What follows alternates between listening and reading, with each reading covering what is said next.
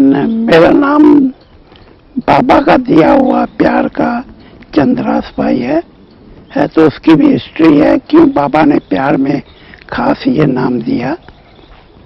ऐसे लौकिक नाम मेरा माधव था।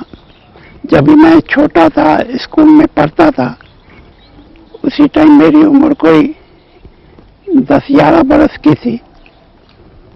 तो बाबा मेरे बिल्कुल नजदीक में ही बाबा का घर था।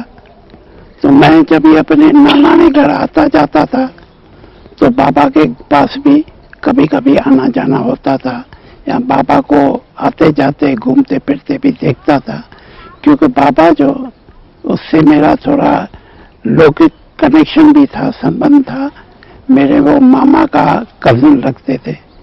मेरा मामा भी कृपालानी था, बाबा भी कृपालानी था, और बाजू में ही रहते थे। तो मैं जब भी नाना ने घर आता था तो उनके पास आता जाता था। तो जब भी मैं स्कूल में पढ़ता था तो एक दिन मेरे को मेरी नानी ने बताया कि पिताश्री को साक्षात्कार हुए हैं, और वो भगवान का साक्षात्कार करके बहुत सारा ज्ञान उनमें आ गया है और वो अभी आ रहे हैं।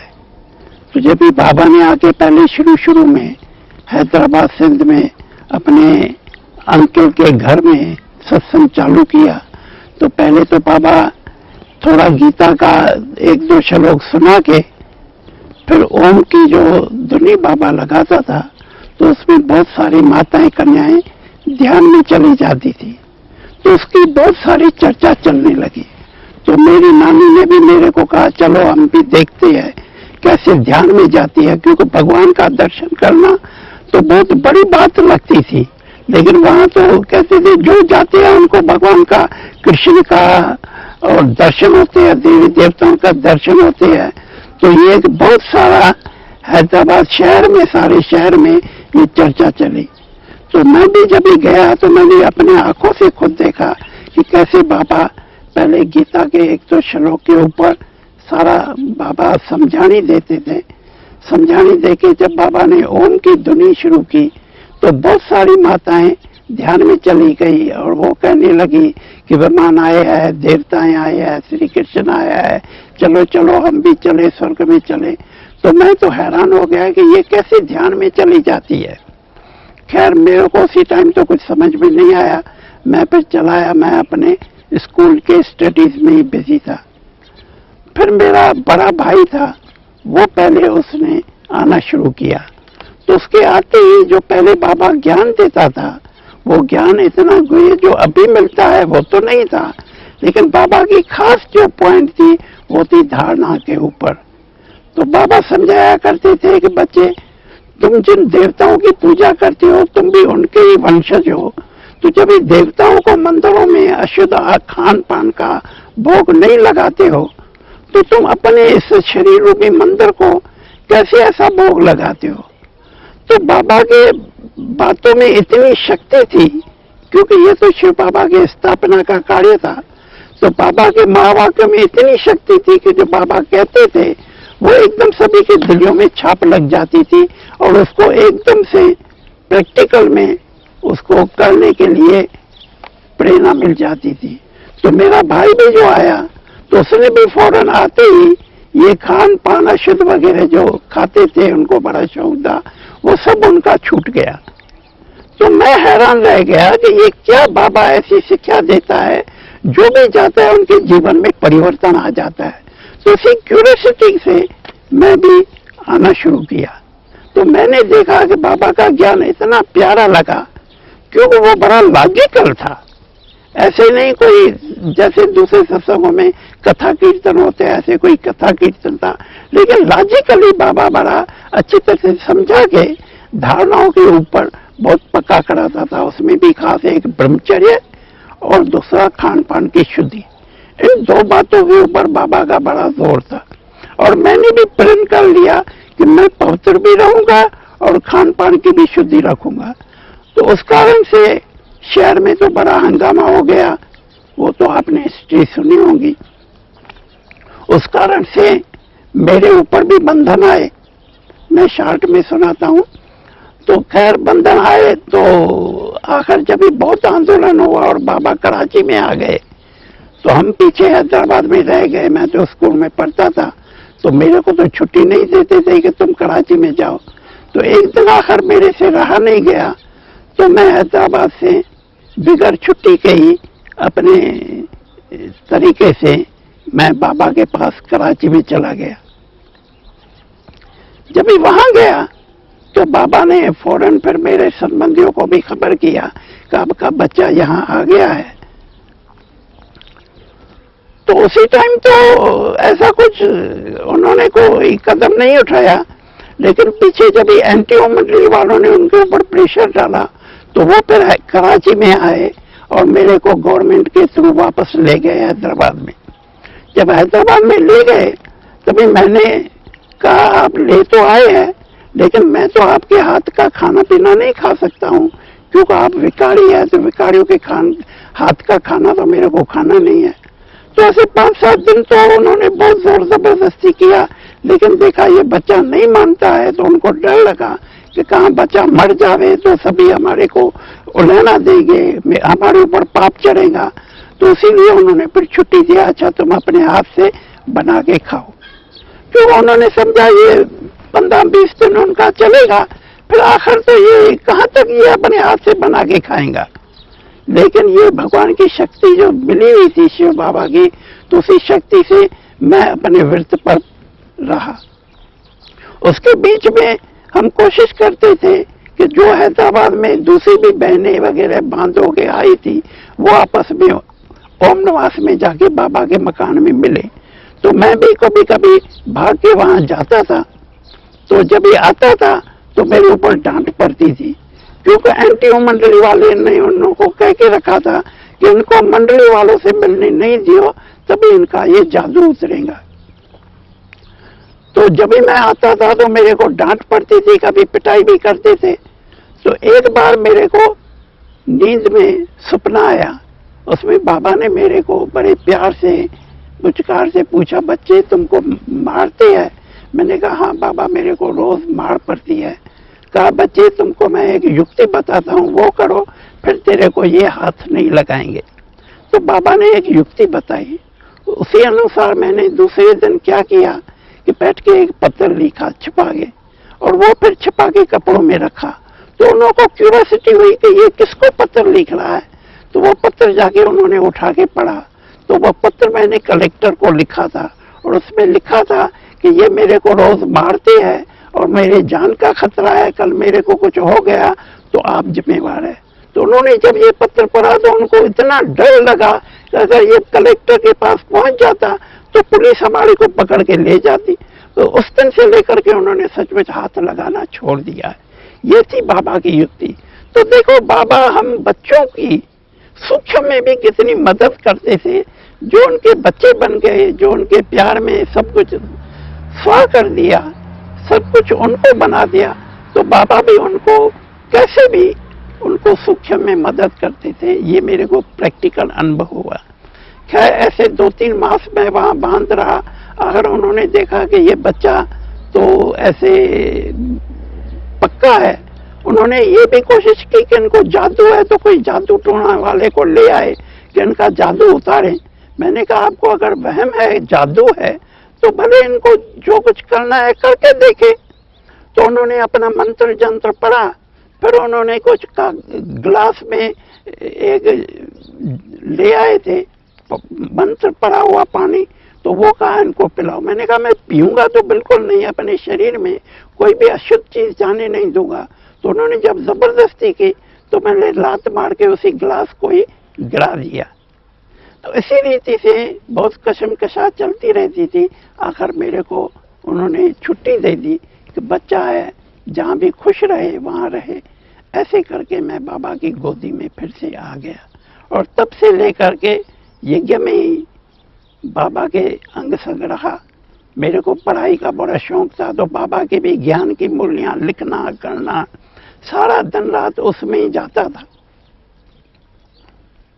उन दिनों में जब भी हमारी भट्टियां चली, ये 14 बरस की भट्टी में हम बैठे, अनेक प्रकार के प्रोग्राम आते थे, और साथ साथ बाबा हमारे को सेवा करने का भी बहुत सारा युक्ति सिखाते थे, कैसे किसको समझाना चाहिए, कैसे किसकी सेवा करनी चाहिए।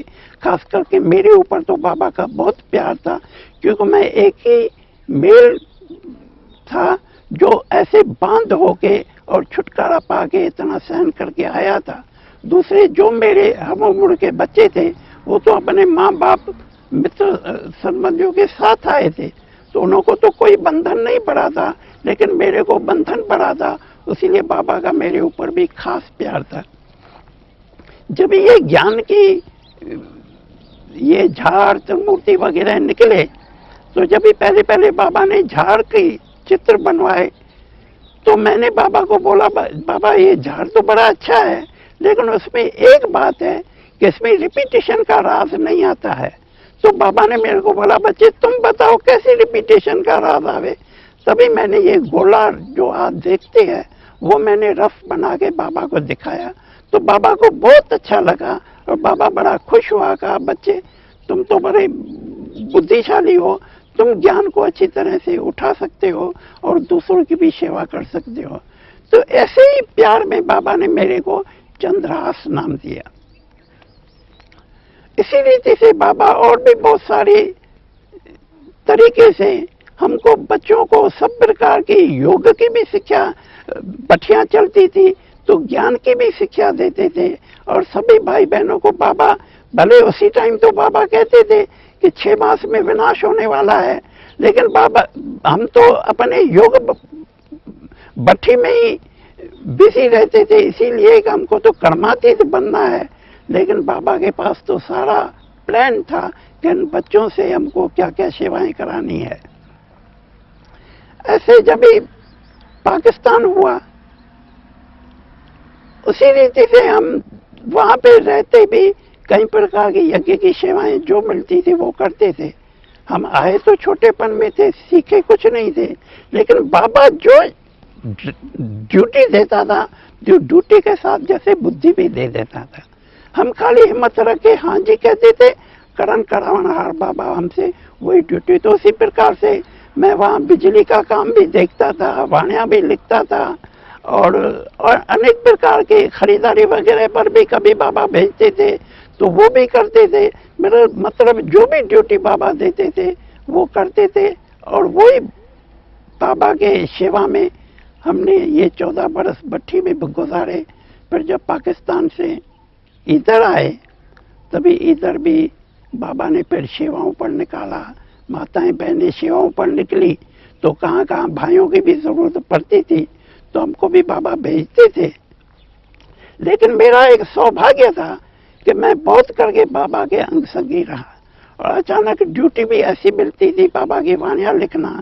और फिर धीरे धीरे वो टेप रिकॉर्डर भी मधुबन में आ गया, तो बाबा ने मेरे को ड्यूटी थी कि मेरी वाणियाँ भी तुम टेप करो। तो उसी टेप के बहाने भी कहाँ बाबा टूर पर भी जाता था तो मैं बाबा के अंग संगी रहता था और बाबा कैसे समझाते हैं, कैसे बाबा कोई भी आते हैं, मित्र संबंध भी आते थे, उनको बाबा कैसे ज्ञान से उनको प्रभावित करते हैं, ये सब मैं प्रैक्टिकल देखता था। और साथ साथ प्यारे बाबा के कोमल शरीर की सेवा करने का भी मेरे को सौभाग्य मिला। तो उसी टाइम तो बाबा जैसे मेरा ही होता था, तो बहुत सारी चिट कुछ भी होती थी तो बाबा से उसी टाइम करते थे। बाबा हंसी कुटी भी, बाबा तो सर्वगुण संपन्न क्या, लेकिन सर्वगुण ही था। वो बच्चों के साथ बच्चा था, बूढ़ों के साथ बूढ़ा था, जवानों के साथ जवाना था। हम बच्चों के साथ बच्चों की तरह खेल भी करता था और खेल में भी बड़ा बाबा हंसाते बहलाते थे। तो ज्ञान की भी बहुत सारी युक्तियां बताते थे। तो हर प्रकार से बाबा सब रूपों से हम बच्चों को सारी भाषणा देता था और बाबा के अंग संग रह के हम यही देखते थे कि बाबा खुद कैसे दिन प्रतिदिन कर्मातीत होते जाते हैं। खास करके मेरे को पिछाड़ी के 4-5 बरस याद है, जो बाबा अपने तीव्र पुरुषार्थ से कैसे इतनी सभी सेवाएं होते हुए भी, इतने सेंटर्स के पत्र वगैरह आते हुए भी, इतना सब कुछ बच्चों का ख्याल रखते हुए भी सबसे उपराम होते जाते थे। बाबा सभी बच्चों को इतना प्यार करते थे, जो सेवा चलती थी बाबा एक एक बच्चे के पास जाके उनसे पूछना, बच्चे कैसी सेवा चल रही है, कैसे तबीयत ठीक है, टोली खिलाना, बच्चों की दिल लेना, हर प्रकार से एक एक बच्चे को बाबा ऐसे भाषणा देते थे जैसे बाबा बाबा नहीं है लेकिन सखा भी है, बंधु भी है, सब प्रकार की बाबा वो भाषणा देता था। और सब भाषणा देते हुए बाबा सदैव ऐसे उपराम होता जाता था। हम तो देखते थे बाबा को कोई संकल्प नहीं, सब कारोबार देखते हुए भी बाबा कैसे निसंकल्प होते जाते हैं। तो अंत तक बाबा के अपने ऐसी जीवन देखी जिससे हमको ऐसी प्रेरणा मिली कि हमको भी कैसे सब कुछ कारोबार करते हुए भी निसंकल्प होके अपनी अलौकिक ईश्वरी जीवन में रहते हुए अपने को कर्मातीत बनाना है, सबसे उपराम होके अपने परम धाम को साकार में लाना है। हाँ, बाबा के साथ कभी शतरंज खेलते थे, कभी बैडमिंटन खेलते थे, कभी बाबा के साथ चिट चैट भी करते थे। एक मैं हंसी की बात बताऊं, एक बार मैंने बाबा को मैं मालिश कर रहा था तो बाबा एकदम उपराम अवस्था में बैठे थे। तो अचानक बाबा नीचे उतरे, बच्चे अभी तक मालिश कर रहे हो? मैंने बोला बाबा आप देह भान में क्यों आते हो? ये शरीर आपका थोड़ी है, आपने तो ये शिव बाबा को दे दिया ना, ये तो शिव बाबा का रथ है, उसकी तो मैं जितनी मालिश करूं उतनी कम है। अरे ये रथ कैसा महाभाग्यशाली है जो दो दो सवारियां उठाता है, तो उनकी तो हमको कितनी सेवा करनी चाहिए, आप क्यों हमको मना करते हैं? तो बाबा हंस पड़ते थे कि देखो बच्चे आज मेरे को भी ज्ञान देना शुरू करते हैं कि ये आपका रथ नहीं है, ये बाबा का रथ है। तो बाबा हंस पड़ते थे। कभी कभी मैं बाबा को स्नान कराते पूछता था, बाबा बताओ सबसे बड़ा भगत कौन है? तो कहता था मैं हूं, मैंने ही तो इतना हीरे का बड़ा मंदिर बनाया बाबा का। मैं कहता नहीं बाबा आपने तो जड़ मंदिर बनाया, जड़ हीरे का मंदिर बनाया, लेकिन मैं तो चैतन्य शिव बाबा को, उनके ऊपर आपने तो लोटी चढ़ाई, मैं बाल्टी चढ़ा रहा हूं। तो बड़े में बड़ा भगत तो मैं हुआ जो भाई चैतन्य शिव के ऊपर बाल्टियां चढ़ा रहा हूं, आपने तो जड़ शिव के ऊपर लोटी चढ़ाई। तो बाबा हंस पड़ते थे, बच्चे को कितना नशा है। ऐसे बहुत सारी चिट बाबा से करने का। बाबा का पहना हुआ ड्रेस तो बड़ी सिंपल थी, जो ही हुई थी कुर्ता और धोती पहनते थे और बड़े सिंपल रहते थे। बड़ी बात बाबा मैं देखता था, इतना बड़ी हस्ती होते भी कितना निर्माण चित्त था। और नौकरों को भी बच्चे बच्चे कह के बुलाता था, उनको भी ऐसे प्यार से चलाता जैसे अपने बच्चे हैं, क्योंकि वो बेहद का बाप, ग्रेट ग्रेट ग्रैंडफादर, वो प्रैक्टिकल में उनकी लाइफ थी। और फिर मेरे को याद है कि मैं जब ये मकान का काम करवाता था तो सभी मिस्त्री वगैरह मेरे को बाबूजी कहते थे। तो बाबा ने भी बाबूजी कहना शुरू कर दिया। मैंने कहा बाबा हम तो आपका छोटा बच्चा है, हमको बाबूजी नहीं, बच्चे तुम उसी ड्यूटी पर है। तो बाबा उनको भी इतना ही ड्यूटी को रेस्पेक्ट देता है। तो हम देखते थे इतनी बड़ी हस्ती भी कितना निर्माण हो के हम बच्चों को निर्माणता का गुण सिखाते हैं। और तो बाबा के गुणों की क्या महिमा करें, हमने तो प्रैक्टिकल में उनको देखे बहुत कुछ सीखा और बहुत कुछ पाया, जिसका हमारे को अपने भाग्य के ऊपर भी बड़ा नाज है। बाबा तो सभी कैसे भी धर्म वाले आते थे, बाबा सभी से बच्चे बच्चे करके ऐसे प्यार से बात करते थे जैसे उनका भी बाबा जो है ग्रेट ग्रेट ग्रैंडफादर जो है वो बच्चे बच्चे करके ऐसे बात करते, उनको भी ऐसे भाषण आती थी, ये तो बाबा जैसे अपना है, दूसरे धर्म का नहीं लगता था। भाई ये हिंदू धर्म फिलॉसफी सुनाता है, वो समझते थे ये तो बाबा जैसे हमारा है। क्रिश्चियन आते थे, सिख आते थे, जो भी आते थे, बाबा उनको बच्चे बच्चे करके ऐसे बैठ के समझाते थे। तो भाई क्राइस्ट भी तो तुमको यही शिक्षा देते थे। तो ऐसे बाबा हर एक धर्म वाले को उनके ही धर्म की बातें निकाल के उनको यही शिक्षा देते थे कि तुमको भी ऐसे पवित्र जीवन बनानी चाहिए, तुमको भी अपने ही अच्छा, चलो तुम्हारे जो क्राइस्ट ने, मेंबर ने या गुरु नानक ने जो शिक्षा दी उसको तो कम से कम फॉलो करके ऐसे पवित्र बनो, पाक बनो। बाबा ऐसे कहते थे कि देखो ये सन्यासी है, भले घर बार छोड़ के जाते हैं, जैसे अपने स्त्री को छोड़ के जाते हैं तो वो जैसे विडो बन जाती है, लेकिन फिर भी उनमें ये तो है कि वो पवित्र रहते हैं, प्यूरिटी तो उनमें है। और इसी प्यूरिटी ने इसी भारत को थमा के रखा है। नहीं तो ये वाम मार्ग में जैसे पहले पहले गिरते आए हैं भारतवासी, वैसे गिरते आते तो आज तो पता नहीं कहाँ पहुंच जाते। लेकिन ये जैसे जो भी धर्म वाले आते हैं वो भी जैसे एक मकान की रिपेयर की जावे ऐसे मकान को थमाते आए हैं, भारत को भी थमाते आए हैं, जिससे भारत फिर भी अभी रिलीजियस कंट्री समझ में आता है, सभी मानते हैं। तो रिलीजियस कंट्री भी इसीलिए रहा है क्योंकि इन्हीं बौद्ध ने, गौतम सन्यासियों ने, इन्होंने आके जो प्यूरिटी की शिक्षा दी है उसको फॉलो करने से फिर भी भारत जो है वो रिलीजियस कंट्री चलता आता है।